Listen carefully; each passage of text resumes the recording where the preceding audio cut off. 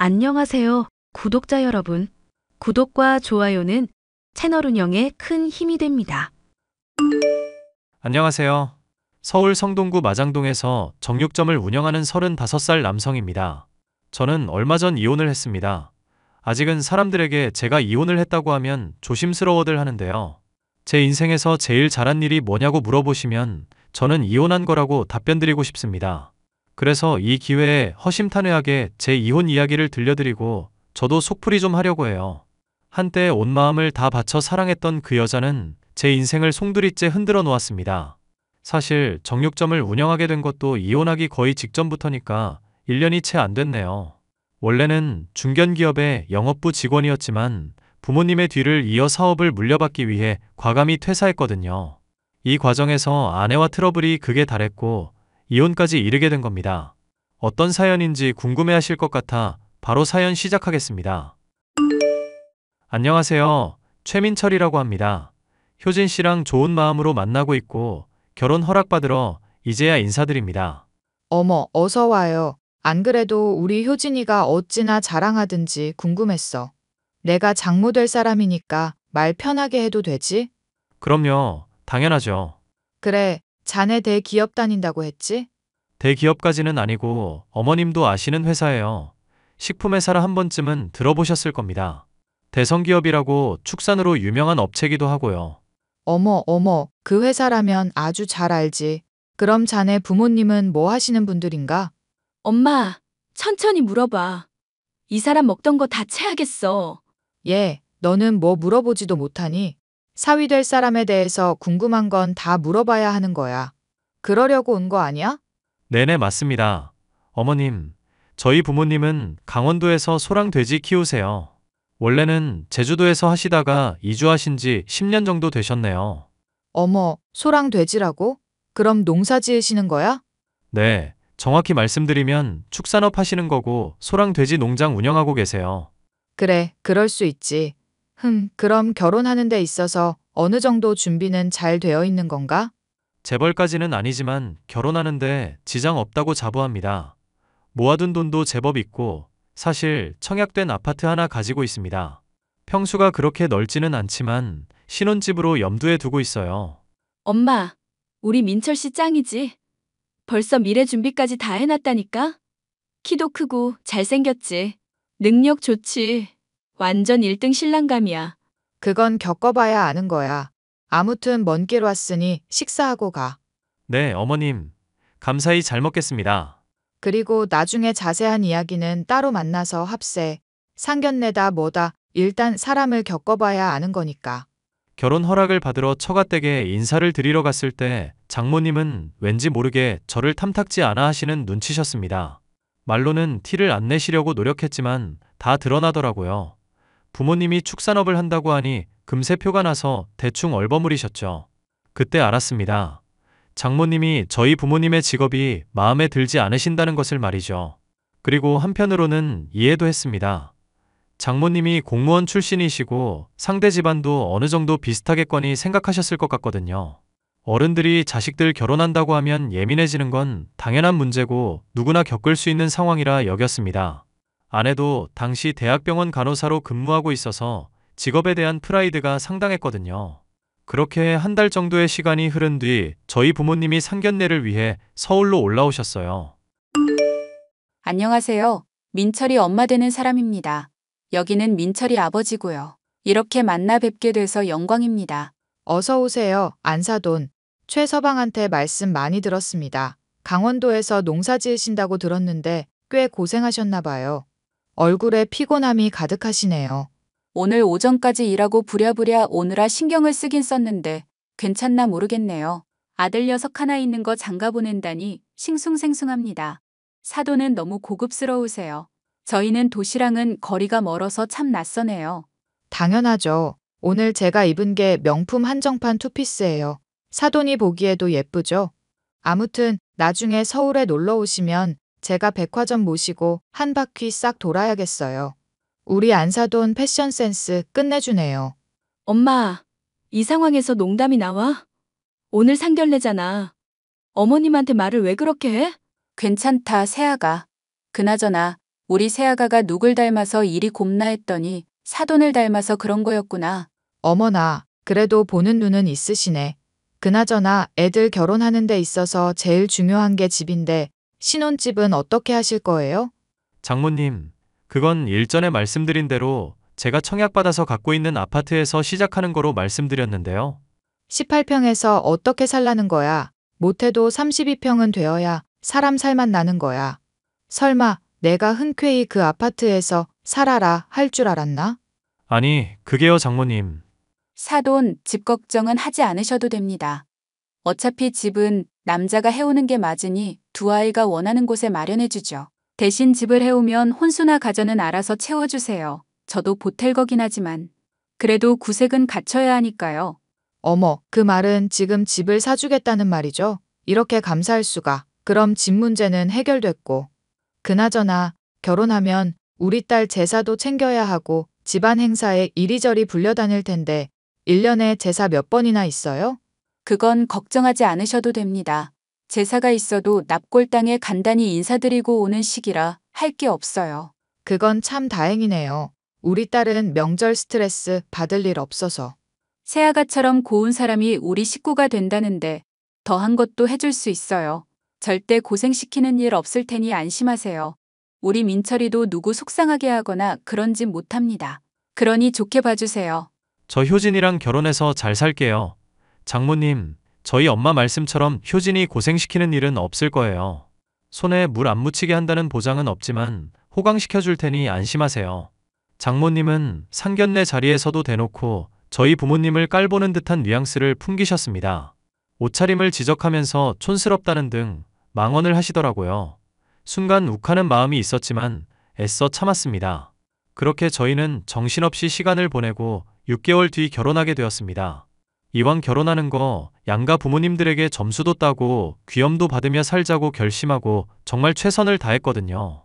앞으로도 그럴 거라고 굳게 다짐하면서 말이죠. 하지만 저를 기다리고 있는 현실은 제가 생각했던 것과 아주 달랐습니다. 장모님은 틈만 나면 처가댁으로 호출해 전구를 갈아달라, 짐 옮겨달라 부려 먹기 위해 시작했거든요.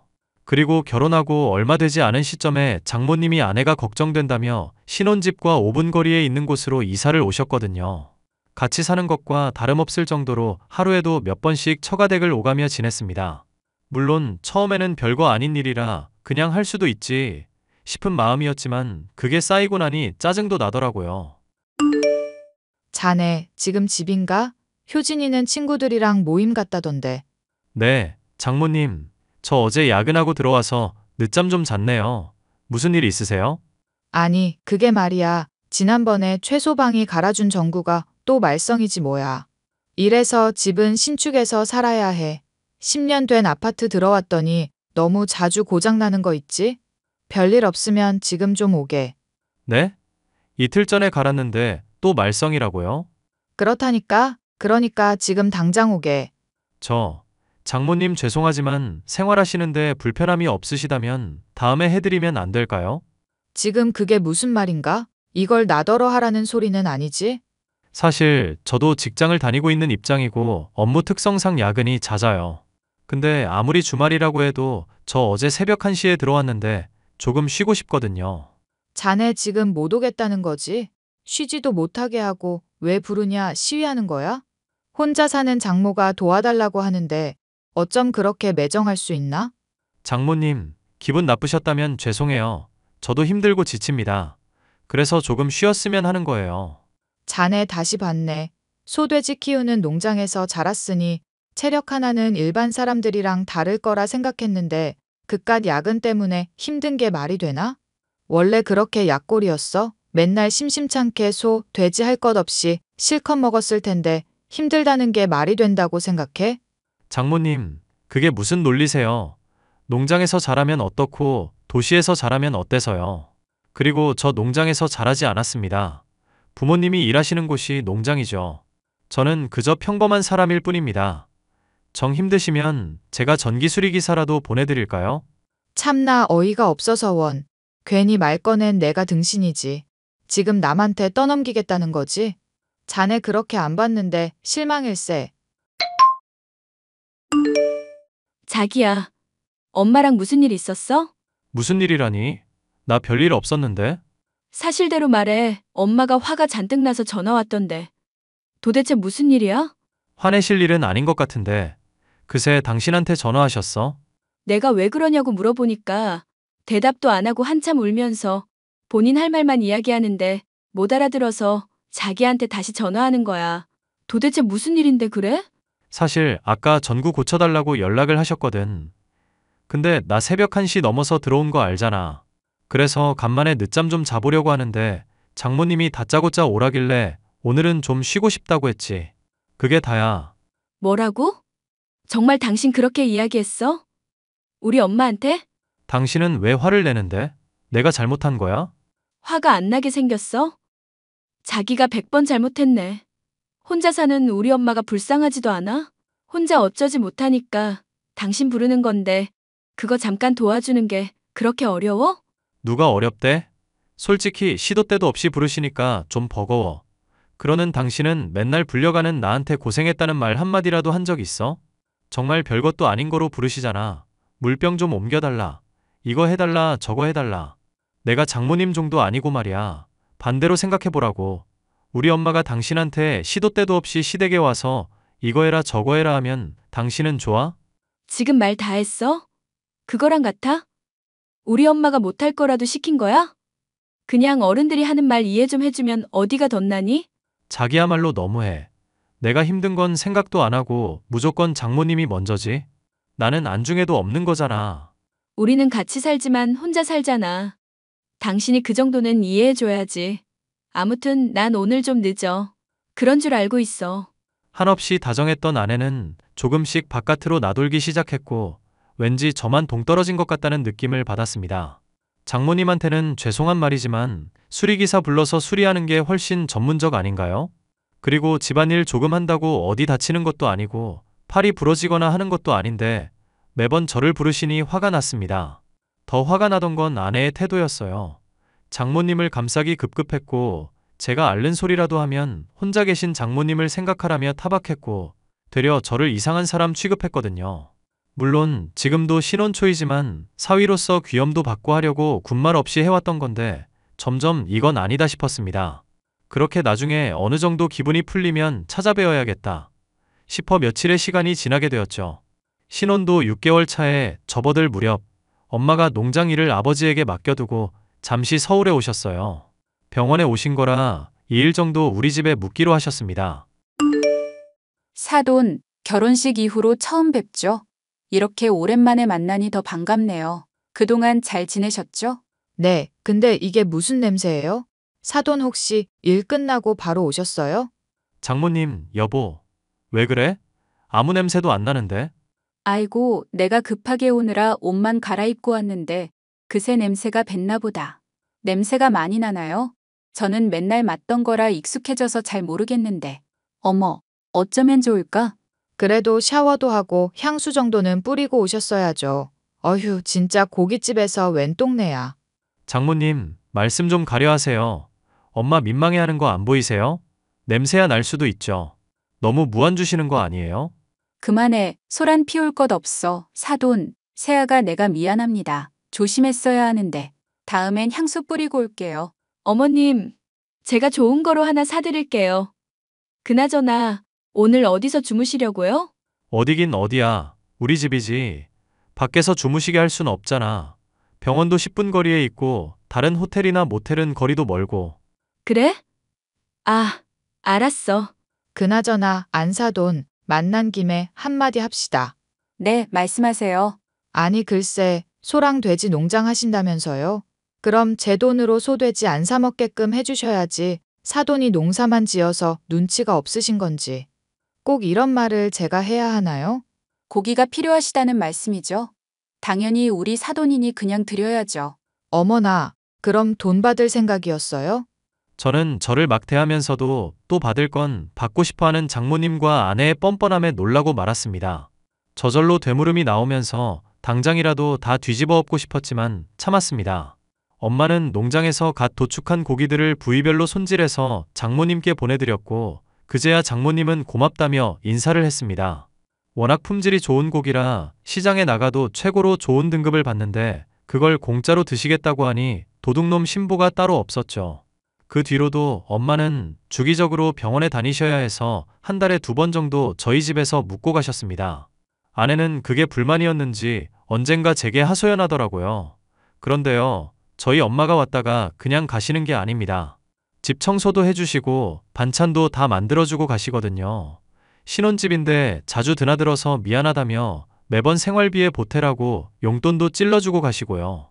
저를 낳아준 엄마라서 그런지는 모르겠는데 아내는 여간 불편한 게 아니었는지 저에게 쏘아붙이기 시작했습니다. 장모님도 더했으면 더했지 두 사람 모두 저를 괴롭히는데 안달이 난 사람들 같았죠. 잊을만 하면 저에게 불만을 토로하는데 진짜 듣기 싫더라고요. 여보, 어머님 좀 그만 오시게 하면 안 돼? 나 정말 불편해 죽겠단 말이야. 그게 무슨 말이야. 엄마가 쓸데없이 왔다 가시는 것도 아니고 병원 오시는 거라 하루 정도 묵으시는 건데 그게 그렇게 싫어? 반대로 생각해봐. 당신은 우리 엄마가 부르면 가지도 않으면서 왜 어머님은 매번 우리 집에 오셔야 하는데? 내가 그래서 안 갔어? 싫다 싫다 하면서도 부르면 꼭 갔잖아.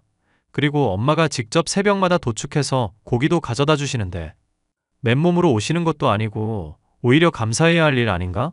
그럼 씻고 오시라고 좀 해. 정말 냄새나 죽겠어. 진짜 어이가 없네. 지금 우리 엄마 비하하는 거야? 솔직히 어머님 똥내 장난 아니거든. 씻고 오시기라도 하면 몰라. 온 집안에 똥내로 가득한데 당신은 좋아? 와, 말 너무 심하게 하는 거 아니야? 그게 직업인 걸 어떡하라는 거야? 아, 몰라. 도대체 몇 번을 말해? 너희 부모 우리 집에 못 오게 하라고. 한 번만 더 오면 당장 이혼이야. 뭐? 지금 이혼이라고 했어? 당신은 이혼이 그렇게 쉬워? 어떻게 이 상황에서 이혼이라는 말을 해? 막말로 지금 집 해주신 거로 유세하시는 거 아니야? 본인이 신혼집 해줬다고 내 아들 집이니 마음대로 왔다 갔다 하겠다. 이거 아니냐고. 왜? 그러면 안 되는 거야? 우리 엄마가 오는 게 별로면 오지 말라고 이야기할게. 대신에 장모님도 그만 좀 오시라고 해. 나 주말에 쉬는데 시도 때도 없이 오셔서 여간 불편한 게 아니거든. 뭐? 우리 엄마는 다르지. 하나밖에 없는 딸 걱정되어서 오시는 건데.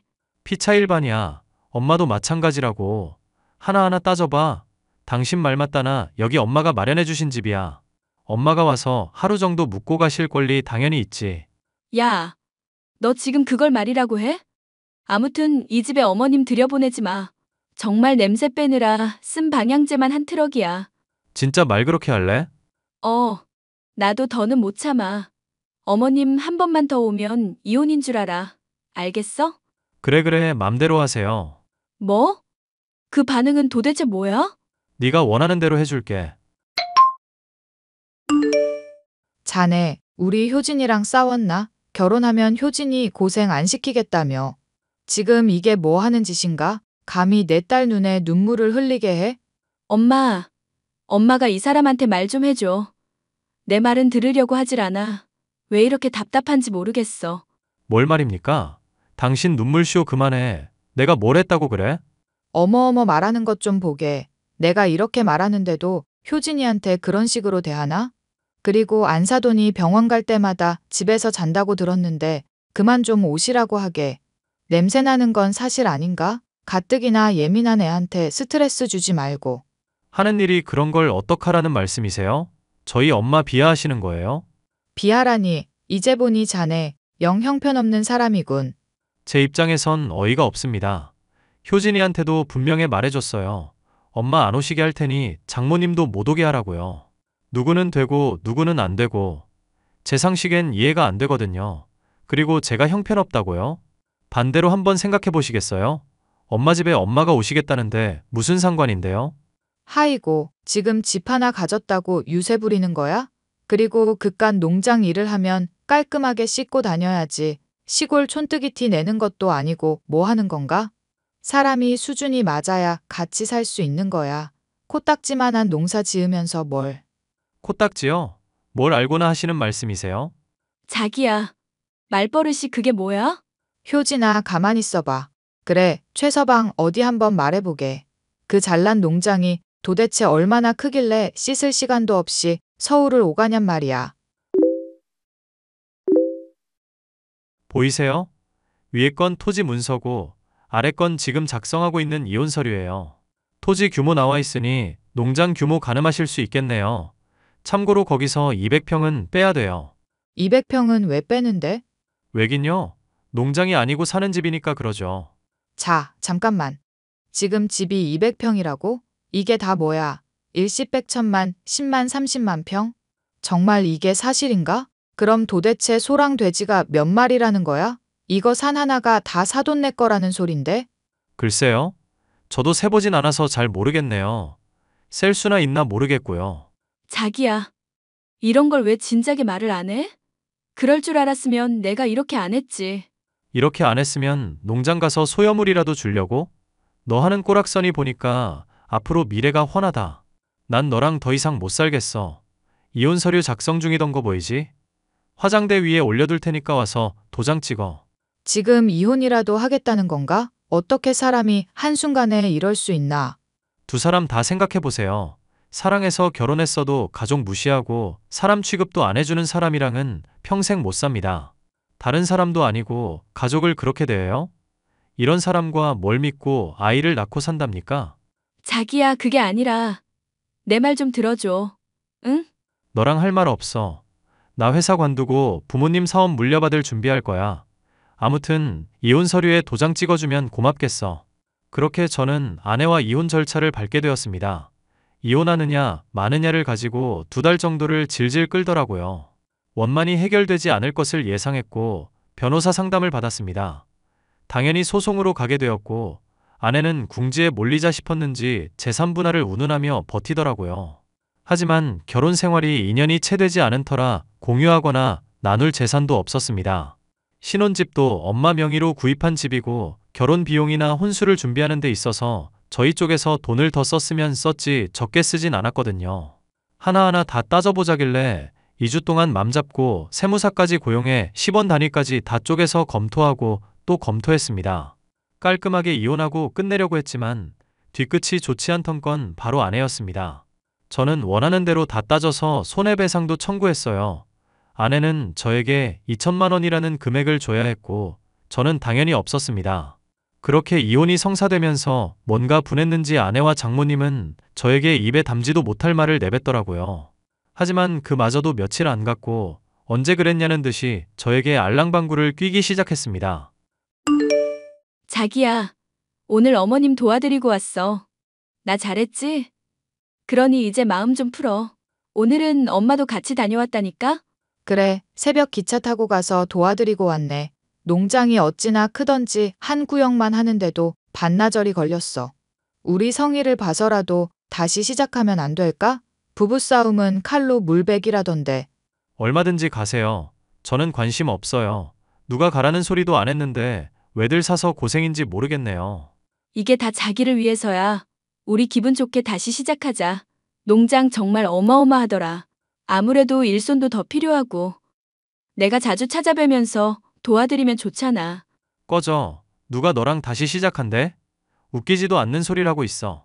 자네 정말 너무한 거 아닌가? 우리가 이 정도 진심을 내비쳤으면 못 이기는 척 수긍하고 알았다 하면 그만인데. 자네 왜 이렇게 고집이 센가? 제가 고집이 센 게 아니라 당신들이 마음에도 없는 행동하는 거잖아요. 다시 시작하는 것도 돈 보고 하는 거면서 내가 뭐가 아쉽다고 당신 같은 사람들이랑 다시 인연을 맺어? 자기야, 그러지 말고 정말 진지하게 생각해봐. 이번 주말에 시간 되지? 우리 간만에 분위기 좋은 데서 식사라도 할까? 이 골빈년이 아직도 정신 못 차렸네. 너 상대할 시간 없어, 이 미친년아. 한 번만 더 연락하면 인생 끝장내버릴 줄 알아. 자네 정말 이러기야? 여자 인생에 한이 서리면 5, 6월에도 서리가 내리는 법이야. 지랄하고 앉아있네. 저기요 아줌마, 그냥 조용히 꺼지세요. 이혼한 뒤에도 아내는 정육점이며 저희 본가를 하루가 멀다고 찾아갔어요. 저와 다시 시작할 수 있게 도와달라며 제 마음을 얻고자 소여물도 주고 똥도 치우고 온갖 노력을 하더라고요. 냄새난다고 역겹다고 했던 사람이 그걸 다 참아내고 직접 똥까지 치운다니 아주 기가 찰 노릇이었습니다. 그 뒤로 몇 번이고 연락을 해대서 결국 저는 접근 금지 신청을 걸어버렸습니다. 이혼하면서 참 다행이라 생각이 드는 건 저희 부부 사이에 아이가 없었다는 점입니다. 천만다행이죠. 여러분, 있을 때 잘해라라는 말 아시나요? 옷깃만 스쳐도 인연이라는데 그 작고 소중한 인연을 놓아버린다는 건 내 인생의 일부분을 포기하는 것과 같다고 생각합니다. 작은 조각들이 모여 내 시간이 되고 인생이 되는 거니까요. 아내와 이혼을 통해 제 인생에 오점이 생기게 되었지만 인생 공부했다 생각하고 넘어가려 합니다. 더 이상 이어질 관계는 아니지만 앞으로 제가 할 일 열심히 하면서 더 승승장구하려고요. 언젠가 시간이 지나고 보면 또 새로운 인연이 나타나지 않겠습니까? 그런 제 앞날 응원해 주시리라 믿고 여기서 사연 마치도록 하겠습니다.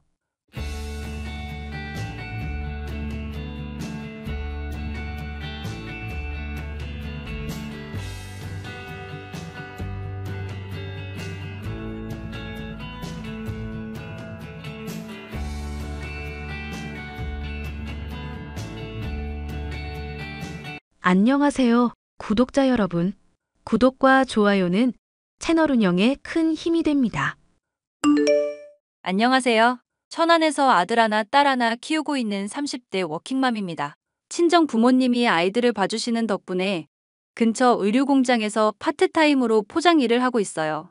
20대 중반이라는 나이에 남편을 만나 결혼해 산전수전을 겪고 저도 이제야 숨통이 트이기 시작해서 아이들 유치원비라도 벌어볼까 하고 소소하게 아르바이트를 시작했답니다. 물론 저는 형편이 어렵거나 그런 건 아니에요. 제 명의로 된 아파트에 거주하고 있고 남편은 재작년에 공장에 취직해서 열심히 잘 다니고 있고요. 사실 남편은 남들도 가기 어렵다는 공기업에 다니던 직원이었는데 뜬금없이 찾아온 사업 욕구 때문에 거하게 한 번 말아먹고는 친정 부모님 덕분에 정신 차리고 지금까지 잘 지내오고 있답니다. 여보, 어디야? 오늘 퇴근 늦어? 시간 맞으면 마트에서 만나자. 오늘 장 보는 날이거든.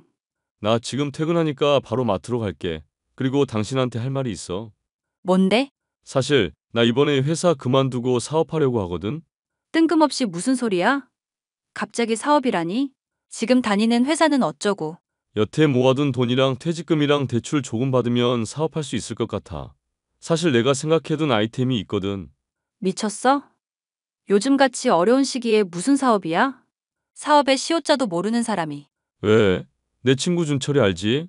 저번에 사업 시작했는데 그 분야가 뜨는 분야래. 그래서 나도 한번 해볼까 하고. 매출이 월 2천 이상은 된다잖아. 그 사람은 그 사람이고 갑자기 사업이라니 조금 당황스럽네. 그리고 자기 지금 직장 다니는 것만으로도 감사해야지.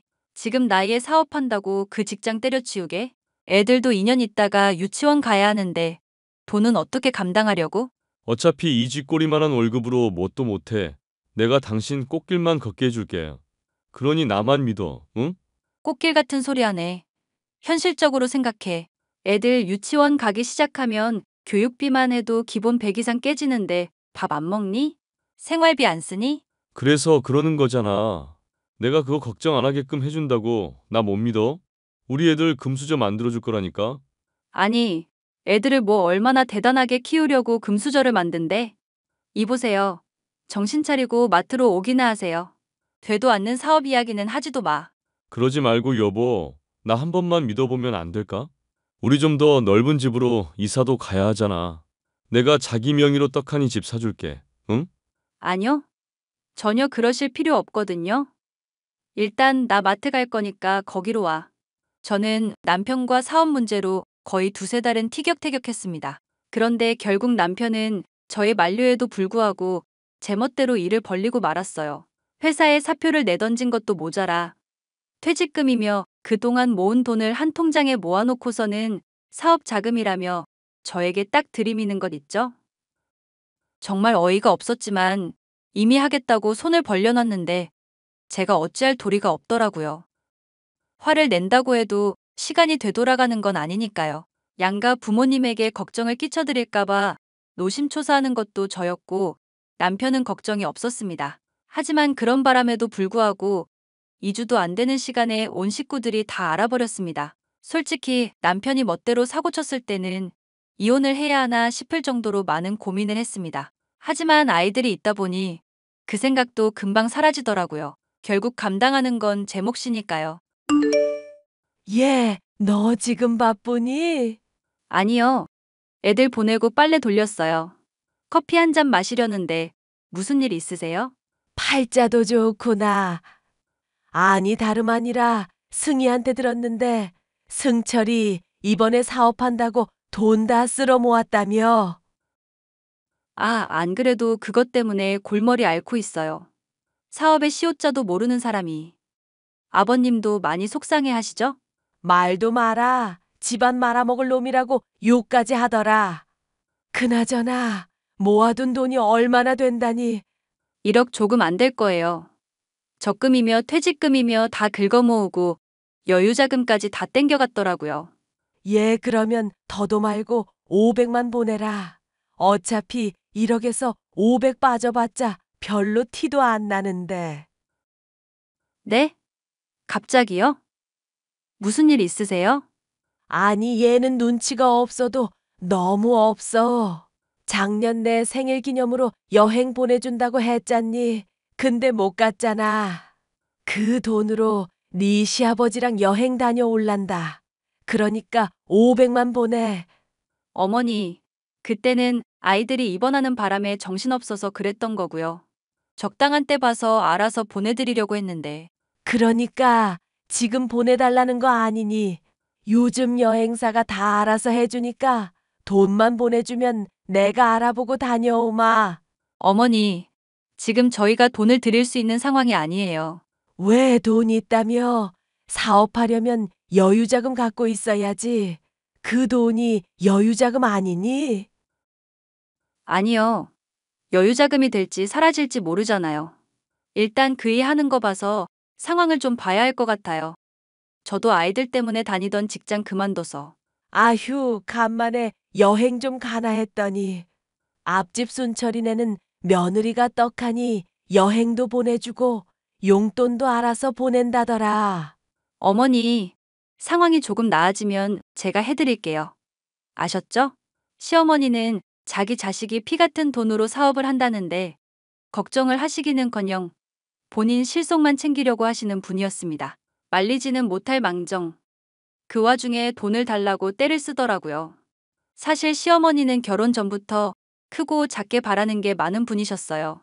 제가 직장 다닐 때는 알아서 잘 챙겨드렸는데 아이들 낳고 하다 보니 직장을 관두게 되면서 용돈 드리던 것도 형편에 맞춰서 절반 정도밖에 못 드렸거든요. 그래도 50은 매달 드렸으니까 적은 돈은 아니라고 생각합니다. 남편의 사업은 걱정했던 것보다는 잘 되는 편이었어요. 방 2칸짜리 빌라에서 살다가 전세긴 하지만 처음으로 브랜드 아파트에 입주도 하게 되었거든요. 뭐든지 초심을 잃지 말아야 하는데 남편은 사업이 잘 되니까 뭐라도 된 마냥 기고만장해졌습니다. 딱 잘라 말해서 허세가 가득해졌다고나 할까요? 뒤늦게 사업하더니 겉멋이 들어버리고 만 겁니다. 그리고 시어머니도 바라는 게 점점 많아지셨어요.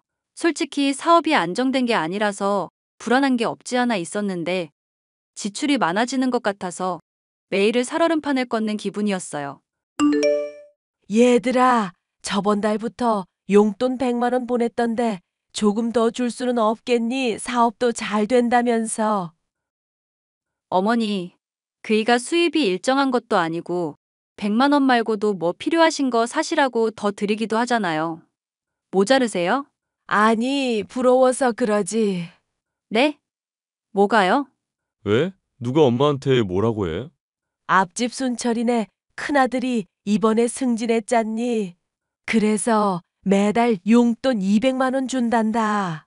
나는 고작 100만 원이잖니. 어디 수준 차이 나서 나랑 친구 해주겠어.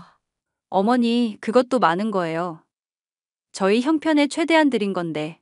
그리고 아버님도 아직 일하시고 생활비 받으시잖아요. 어떻게 보면 어머님이 직장인들보다 더 받으실걸요?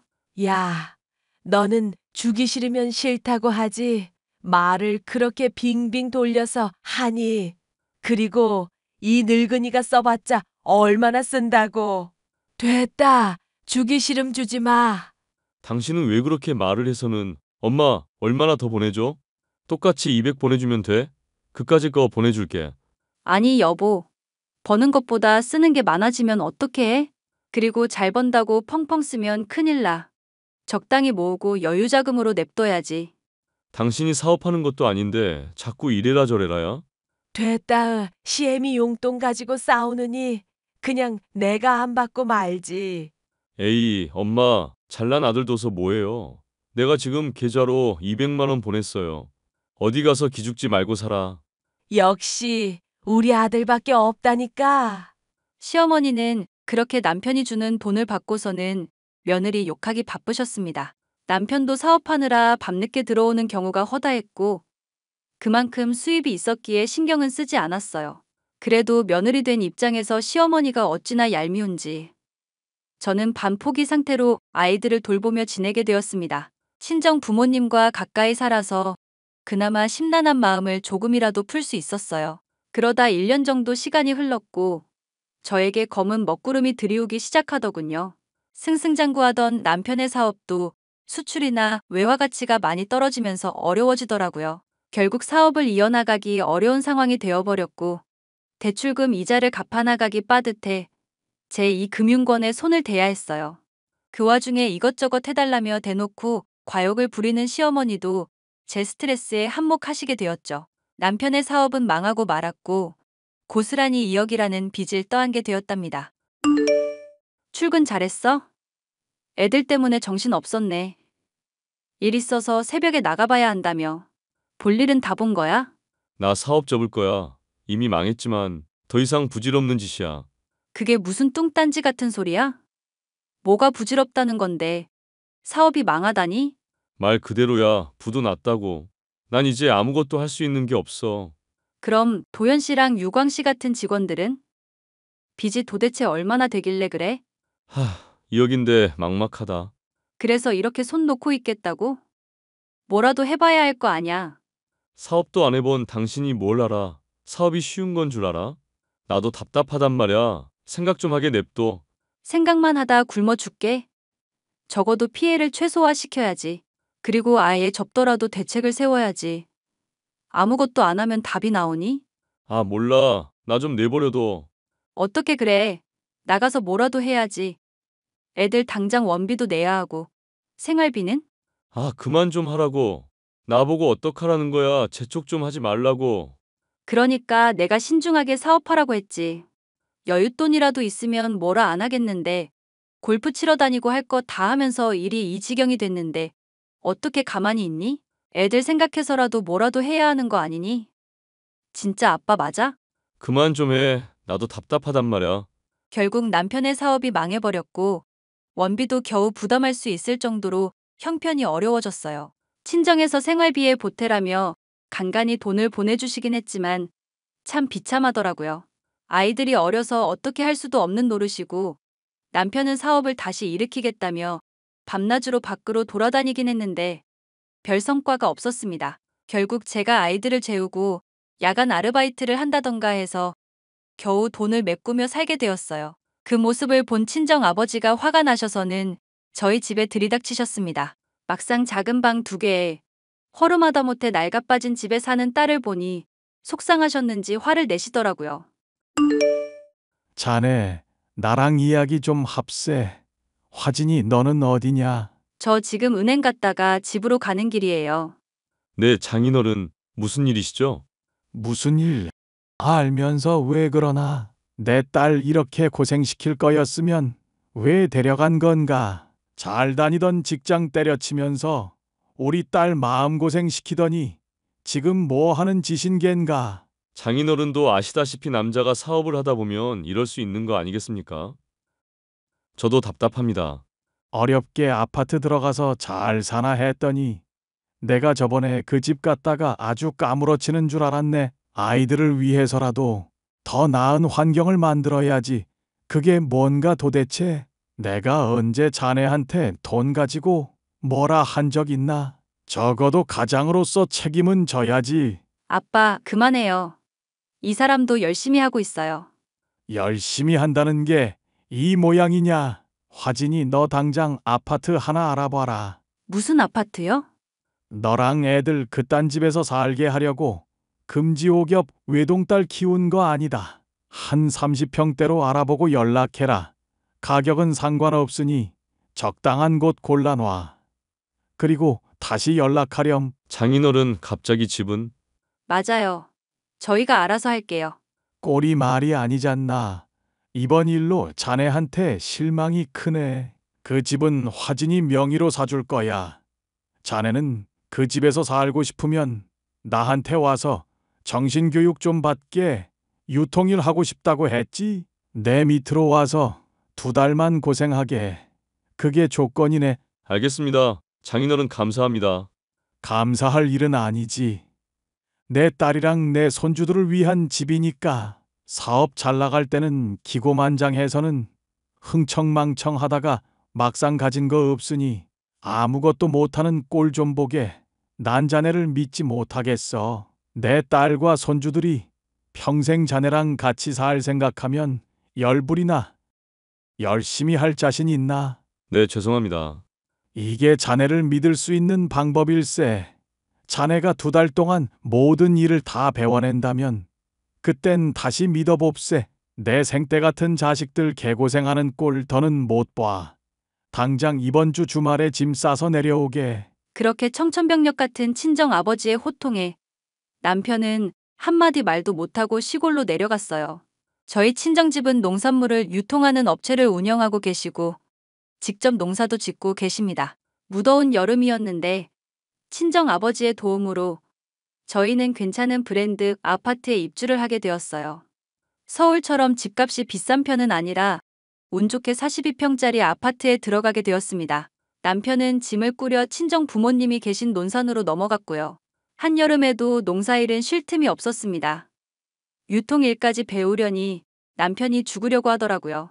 저는 일부러 연락하지 않았고 종종 친정 아버지가 보내주시는 남편의 사진을 보고 근황을 접했습니다. 얼굴도 까맣게 타고 진짜 저러다 죽겠다 싶은 표정인데 자기가 저질러 놓은 것들을 자각해서인지 입 다물고 끝까지 하더라고요. 하지만 문제는 다른 데서 터졌습니다. 바로 욕심에 눈이 먼 시어머니요. 대놓고 저희 집에 들락날락거리며 은근히 짐을 한두 가지씩 갖다 놓으시는데 하루 이틀 머물던 것이 일주일, 보름으로 늘더라고요. 밤에 몰래 통화하는 소리를 들었는데 방도 4개에다가 멀쩡한 아들 집 놔두고 왜 남의 집에 사냐며 자기는 여기 눌러 살 거라는 말을 하는데 화딱지가 났습니다. 남편도 정신 차리고 잘 지내고 있고 저희도 이제야 숨통이 트이려는데 시어머니라는 작자가 저러니 정말 미칠 것 같더군요. 예, 나 거기서 좀 당분간 신세 좀 지자. 그게 무슨 말씀이세요? 아버님은 어쩌고요? 한두 살 먹은 어린애도 아닌데 알아서 잘 살겠지. 이제 이 좁은 집에서는 도저히 못 살겠다. 내가 내 아들 집에 들어간다는데 할 말 있니? 저희랑 합가하시겠다는 말씀이세요? 이놈의 여편네가 미쳤나? 갑자기 애들이랑 합가라니? 그 집이 어떤 집인 줄 알고 멋대로 구는 거야? 어떤 집이긴 우리 아들이 개고생해서 번 돈으로 마련한 아들 집이지. 보니까 집이 참 넓던데 네 식구 살기에도 넓은 집이야. 집이 휑하니까 이참에 나랑 같이 살자꾸나. 그만하지 못해. 세아가, 지금 내 시어머니가 한 이야기는 못 들은 걸로 하렴. 네. 네, 너 정말 야가 빠졌구나. 사돈 어른이 내 귀한 아들 데려다가 개고생 시켜서 번 돈으로 호의호식하면서 사는 주제에 너 정말 무서운 게 뭔지 모르는구나. 이참에 시집살이가 뭔지 경험하게 해줄까. 또 지랄이네 진짜. 어머니야말로 정말 아무것도 모르세요. 그이가 번 돈으로 산 집이라고요? 이 집 제 집인데요? 그게 무슨 소리야? 이게 어디서 거짓말이야? 그리고 지랄 시어머니한테 그게 할 소리야. 저 그동안 욕 한마디 안 하고 산 걸 다행으로 아셔야 할 거예요. 그이가 전 재산 사업으로 말아먹고 저희 반지하에서 거지같이 사는 모습 보고 친정 아버지가 제 명의로 사주신 집이라고요. 이게 진짜 너 당장 우리 아들 집에서 꺼져. 너 같은 며느리는 필요 없다. 하늘 같은 남편을 떠받들지는 못할 망정. 쯔쯔. 당신 지금 새아가한테 말 다 했어. 제정신이야. 나랑 더 이상 안 살고 싶어? 왜 나한테 지랄이야?